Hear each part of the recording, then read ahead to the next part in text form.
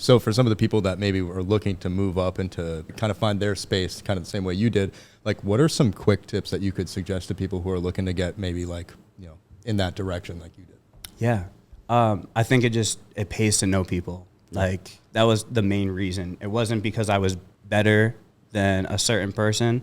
I think I held myself to a certain standard at that time, and you know still do. But like my work could like kind of speak for itself and everything like that. So like that helped, but also just knowing the right person, I think that helps. So once you know the right people, you know I think that comes from you know going through high school, middle school, whatever it is, college, and then you know from there just networking, talking to people and everything like that. And then from there, if you're someone that people like, then just ask the question and just ask. That's it. sometimes all it takes. Yeah,